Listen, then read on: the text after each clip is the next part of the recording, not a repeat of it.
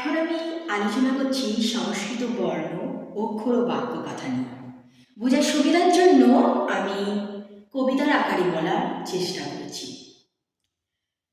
সভ্যতার পথে মানুষ যখন চলে, ভাবল ছবি আঁকা যাক। আপন কৌশলে মুখের ধ্বনিগুলি যা আসে বাকযন্ত্রে, আঁকা হলো ছবি। সে এক নতুন মন্ত্রী। সেই ছবি থেকে জন্ম নিল আজ চিত্রলিপি নামে ভাষার পোশাক সাজ। ধীরে ধীরে সে ছবি পেল এক নতুন রূপ। ধীরে ধীরে সে ছবি পেল এক নতুন রূপ। সৃষ্টি হলো বর্ণ আর লিপি স্বরূপ। ধ্বনি যবে আঁকা হয়, লিপি তাকে বলে।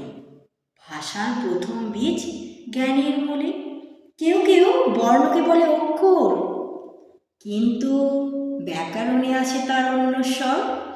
অক্ষর সে ধ্বনি যা উচ্চারি এক টানে। অক্ষর সে ধ্বনি যা উচ্চারি এক টানে। শব্দের যে অংশটুকু সহজেই থাকে মনে, যেমন অ, হস্য, আ। আবার বয়ে হসন্ত বা কয়ে হসন্ত, ইংরেজিতে আমরা যাকে সিলেবেল বলি।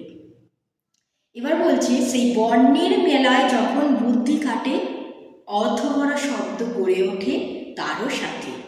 শব্দ তাই নামে বর্ণাত্মক হয়। কথা কয়ে সে যে মোদের মনের জয়।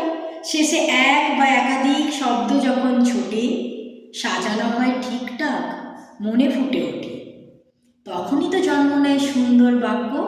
তাই তো বর্ণই হলো ভাষার মূল লক্ষ্য।